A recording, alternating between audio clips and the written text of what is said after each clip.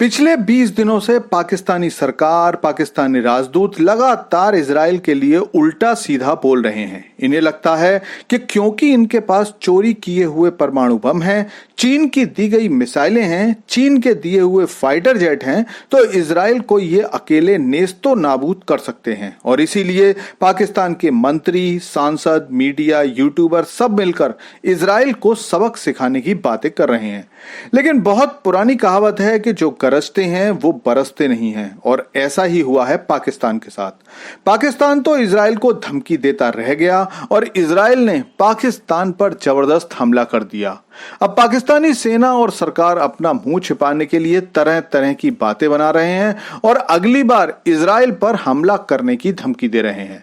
दरअसल इस बात की जानकारी खुद पाकिस्तान के गृह मंत्री मोहसिन नकवी ने दी है कि सितंबर की शुरुआत में इजराइल ने पाकिस्तान के एक गैस टैंकर पर हमला किया था। यह टैंकर यमन के रास अल ऐसा बंदरगाह पर खड़ा था। जिस समय इजराइल ने इस टैंकर पर हमला किया उस समय इसमें 24 पाकिस्तानी, 2 श्रीलंकाई और 1 नेपाली क्रू मेंबर थे।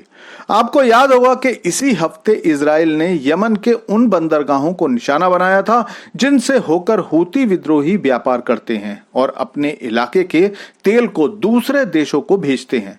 पाकिस्तान के इस टैंकर में एलएनजी भरी हुई थी। इजराइल ने इस पूरे बंदरगाह पर अपने ड्रोन से अटैक किए थे। हमले के बाद टैंकर में आग लग गई, जिसको हूती और पाकिस्तानी क्रू मेंबर्स ने मिलकर ही बुझाया था। लेकिन इसके बाद पाकिस्तानी टैंकर और क्रू मेंबर्स पर एक और आफत आ गई, और वो ये कि इस टैंकर को आगे जाकर हूती विद्रोहियों की नावों ने घेर लिया और इन लोगों को बंधक बना लिया।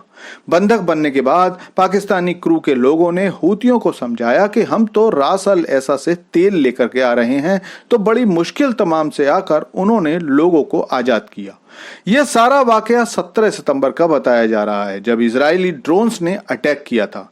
लेकिन बड़ी बड़ी बातें करने वाले पाकिस्तानी प्रधानमंत्री के मंत्री ने इस बात को आज पूरे 10 दिन बाद मीडिया में रखा है। वैसे जब धमकियां देने की बात आएगी तो ये पाकिस्तानी मीडिया चैनल पर हर रोज इजराइल को धमकी देते हुए दिख जाएंगे। लेकिन ये कितने बड़े डरपोक हैं, इसका अंदाजा आप इस बात से लगा लीजिए कि पाकिस्तानी गृह मंत्री ने ये सारा घटनाक्रम 10 दिन बाद जनता के सामने रखा है। खैर, लेकिन अब मैं आपको बताता हूं कि इजराइल ने ऐसा क्यों किया। इस महीने की शुरुआत में इजराइल के प्रधानमंत्री बेंजामिन नेतन्याहू ने अपने देश के मीडिया पर बयान दिया था कि हमास को समर्थन देने वाले लोग कहीं भी हों, इजराइल उन पर हमला करेगा और उन्हें जहन्नुम भेजेगा। पाकिस्तान खुलकर हमास और उसका समर्थन करने वाले हूती विद्रोहियों की लंबी लंबी तारीफें करता है। इसके साथ साथ पाकिस्तान पिछले काफी महीनों से ये कोशिश कर रहा है कि एक ऐसा मुस्लिम देशों का संगठन बने जिसकी सारी कमान उसके हाथों में हो। बेसिकली वो सारे मुस्लिम देशों का एक ऐसा संगठन बनाना चाहता है जो पहले इजराइल से एक साथ लड़ें और फिर वो भारत से लड़ें।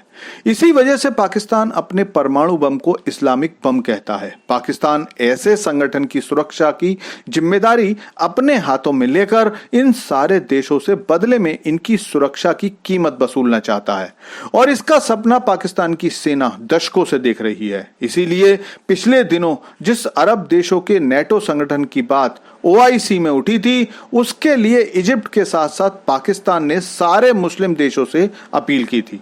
लेकिन UAE, कतर, सऊदी अरब और ईरान जैसे देश पाकिस्तान की चालबाजियों को अच्छे से जानते हैं